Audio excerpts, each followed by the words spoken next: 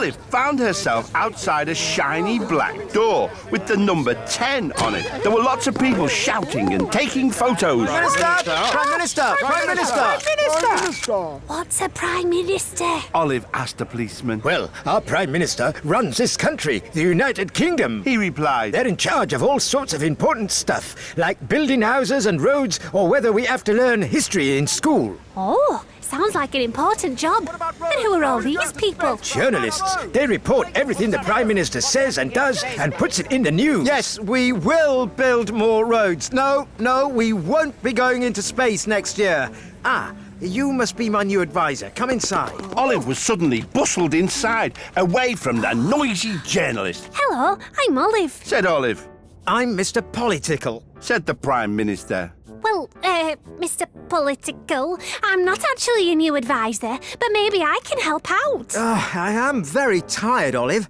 I wish I could just take some time off and have an ice cream. Well, I could look after everything for a few minutes. Could you? Well, I suppose what harm could a few minutes do, eh? Here you go. You can be Prime Minister until I get back. I think I've got some chocolate chip ice cream in the freezer. Don't do anything I wouldn't. Her Majesty the Queen's here. She wants to have a chat about running the country. Of course. Send her in. Hello, where's the Prime Minister? Oh, well, that's me, Your Majesty. Just for a couple of minutes while Mr. Political has an ice cream. I see. So what are we planning to do this year? I'm going to give everyone in the country a bicycle for their birthday. The Queen clicked her fingers and a butler came running over. Done. What else? I think there should be less stuff that people don't like Peas. Oh, I really don't like peas, but one always has them for tea. no more peas then. The Queen summoned the butler again, this time to go and get rid of all the peas in the country. And it would be nice if it was sunny all the time. I know a scientist who could help with that. Hello? It's the Queen. Could you pop over? Olive and the Queen went outside to find Dr. Cleverbrain had arrived with a giant remote control. There we go, Your Majesty. Nice and sunshiny. I didn't know it would be that easy. Suddenly, the Prime Minister burst out through the door, waving a piece of paper. This report has just arrived. The whole country has stopped work. Everyone is sunbathing or cycling or just cross about not having any peas. Oh, dear. How did everything go wrong in the time it takes for me to have an ice cream? Olive, you've got to fix this. Chocolate chip ice cream? The Queen? I think I may have an idea. Olive whispered something to the Queen, who whispered to a butler, who rushed off. I have an announcement. There's going to be free chocolate chip ice cream in every office. And I rather like chocolate chip ice cream. Toodaloo. See? Everyone's gone straight back to work. Nice work, Olive. I'd best get back to the office too. Of course you should, Prime Minister. I expect you have lots of work to do and lots of ice cream to eat. They both laughed. And as they did, Olive realised it was time to go. Typical Olive, daydreaming again. Said her mum. Heck, actually, I've been very busy being Prime Minister. Your head's been in the sand too long, dear. Said Olive's dad. Her little brother laughed. But Olive wasn't listening. She was already dreaming of her next big adventure. Olive was standing in a city street with a group of people taking pictures. Hola, I am Bernard, your tour guide. Said a young man to the group. But I'm sorry, this morning's tour of Barcelona is cancelled. I don't believe it. Excuse me, I'm Olive. Why can't we go on the tour? Bernat pointed to the tourist train. Our train has broken down and I can't get it fixed until tomorrow. Well, perhaps we could explore on foot instead. Oh no, Barcelona is huge. Too big to explore in one morning without a train. I will find a mechanic. Maybe you could all find a cafe or look at some sights close by. So while the rest of the group went to sit in a cafe, Olive wandered off, looking for somewhere interesting to visit. Oh, there's a nice little art gallery. I might pop inside. Hola, welcome. I'm Joanna Byro, artist. This is my gallery. Hola, I'm Olive. I love these paintings. Gracias. All were painted by me. They are views of Barcelona. But I have not sold one painting all year. I cannot get anyone to come inside and look. They are all too busy seeing the sights. An artist with paintings she can't sell. A broken down tourist train. I think I may have an idea. Joanna, I think I know how to get more people to buy your paintings. You do? First, I need you to find me a tall, very long roll of paper. You know, Olive, I think I have just the thing. Joanna ran to the back of the gallery and brought back a huge paper roll. Is this big enough? Oh, yes, that's perfect. Now, we need to stick your paintings of Barcelona onto this roll. Olive and Joanna worked together, sticking on the paintings. Then they carried the roll back to the tourist train. When they arrived, Olive rounded everyone up and made an announcement. Bernard's tour of Barcelona is going ahead. But the train is still not repaired, Olive. Don't worry, Bernard. All you have to do is get everyone on board. Okay, then. Step this way, everyone. It seems we are going to see beautiful Barcelona after all. Okay, let our tour begin. We start by traveling along the famous street known as Las Ramblas. Olive and Joanna unrolled the giant sheet of paper onto which they'd stuck Joanna's paintings. The tourists saw the paintings of Las Ramblas sliding by. It looked just like the real thing. Next, we reach Gaudi's Sagrada Familia Cathedral. And now, the Parc Güell with its famous dragon. And finally, the home of FC Barcelona, the Camp Nou football stadium. And that, ladies and gentlemen, concludes our tour of Barcelona. Thank you so much. The tour was an amazing success. If anybody wants to buy a painting, Joanna's gallery is open right now. Everyone did want to buy a painting. In no time at all, Joanna sold every single one. Thank you so much, Olive. Yes, I am grateful too. You saved the tour today. Maybe you would like to help me on my train once it is repaired. Thanks, Bernard. But I'm sure you'll be okay. Soon your tour of Barcelona will be right back on track. They all laughed. And as they did, Olive realised it was time to go. Typical Olive, daydreaming again. Said her mum. Greg, actually, I helped give a very artistic tour of Barcelona. Your head's been in the sand too long, dear. Said Olive's dad. Her little brother laughed. But Olive wasn't listening. She was already dreaming of her next big adventure.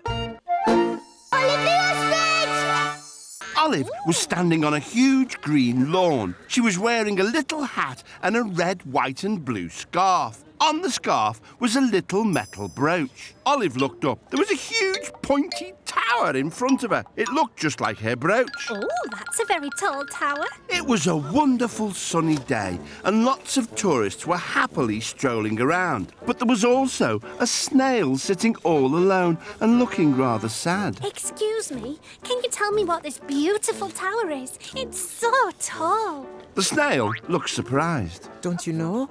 This is the famous Eiffel Tower. It's beautiful. I'm Olive. What's your name? I'm Michel Michisson. Nice to meet you, Michelle. Why do you look so sad? Well, I want to climb to the top of the Eiffel Tower to see the Hall of Paris. I have tried many times, but I am so slow that I will never make it before the sun sets. They say it is magnifique. It is my dream. Olive looked around and saw a clown who was giving out big balloons to the children passing by. The clown accidentally let go of one of the balloons and it floated off into the sky. Some big balloons that float up into the sky. I think I may have an idea.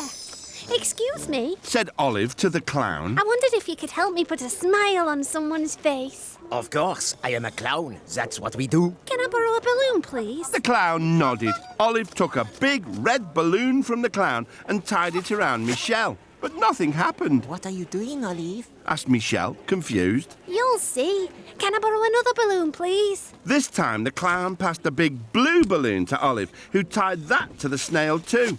Still, nothing happened. Oh, you're heavier than you look, Michelle. I think I'm going to need to borrow all those balloons, please. The clown gave Olive the rest of the balloons, and she tied them all over Michel and quickly hopped onto his back as he started to lift off the ground. Oh, Olive, this is amazing. Okay, we're flying. They floated higher and higher, passing the first floor of the Eiffel Tower, then the second floor, and finally they were as high as the Eiffel Tower itself. Michel was thrilled. Oh, thank you, Olive. Finally, I get to see Paris from above. There is Notre Dame, Sacré-Cœur, and the Arc de Triomphe. Everything is so amazing. Gag, what a view. However, after a while, Olive realised she hadn't thought about how they would get back down. We can't float about here all day. No. Besides, I really could do with some lunch, you know. Maybe a salad. It was then she remembered the Eiffel Tower brooch attached to her scarf. Oh, I know what to do. She took the brooch off the scarf, opened it, and popped one of the balloons with the pin. Then another, then another. They started to drift slowly back down to the ground. People watching clapped and cheered as Olive and Michel gently landed. Thank you, Olive. You made me smile again and made my dream come true to see Paris from above. It was a marvelous adventure. Yes, it was. I'm glad I managed to cheer you up. They both laughed, and as they did, Olive realised it was time to go. Typical Olive, daydreaming again. Said her mum. Kirk, actually, I've been flying over Paris on a snail. Your head's been in the sun too long, dear. Said Olive's dad. Her little brother laughed.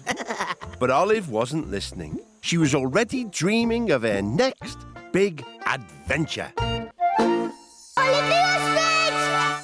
The sun was high in the sky, and Olive found herself in the middle of a desert. She was wearing a strange hat. Oh, but Kirk, what a big fancy hat. But where am I? And what are these big spiky things? Are they some sort of plant? Suddenly, something long and squiggly appeared right behind Olive. When she noticed it, she was so surprised she stumbled back straight into one of the spiky plants. Kirk! Ow! Ow! Me bottom! Me bottom! Oh! I'm sorry. Please let me help you. Olive sighed, relieved. I'm Olive. Thanks so much for pulling out those horrible spikes. I didn't hear you coming. That's why I got so surprised. Hola, I am Reptilina. I am a rattlesnake. Sorry that I scared you. That's okay. I could see you're not scary. Whenever I try to make friends, they always get scared away. Other rattlesnakes have rattles on their tails, so you can hear them coming. But mine, it don't work, see? People get scared of snakes, especially when they can't hear them coming. Well, we'll have to find something that can make your tail sound again. Olive looked around the desert. Soon, she spotted an old bicycle horn. Oh, this will make a great new sound for your tail. She carefully attached the horn to Reptilina's tail, and Reptilina tried it out. It's a nice sound, but not quite right. What about these? Olive had found some bells on the ground. Reptilina tried them instead of the horn. It's a bit closer, but my tail should rattle, you know. Olive looked around once more. She spotted some rubbish left after a campfire. An empty can of bees, some small rocks, and a stick. I think I may have an idea. Olive put the small rocks and the stick inside the can. Then she attached it to Reptilina's tail. Give this a try. Olive, this is perfect. Thank you so much. Suddenly, Olive and Reptilina heard some music. Two men in big hats appeared. Both were playing guitars. Hola, we are local mariachi band, and that is beautiful sounding rattling tail you have. Why, thank you. Replied Reptilina. Hey, our drummer, he is very ill after eating a mega spicy burrito, and now we can't keep our rhythm. Said the other mariachi. But maybe you, your amazing rattling tail, could join our band. I think I'm too shy. Reptilina said sadly. Don't be shy, Reptilina. Said Olive. I'll even join in myself. Olive picked up the horn. 1, 2, 1, 2, 3, 4. This must be the best sounding rattle tale ever. Olive played along with Reptilina and the mariachi band until the sun was setting, Thanks so much for getting me my rattleback. said Reptilina. And thanks for finding us a new rhythm section. Said the mariachi. That's okay. Said Olive. I was a bit rattled when I first arrived, but now I feel just fine. They all laughed, and as they did, Olive realised it was time to go.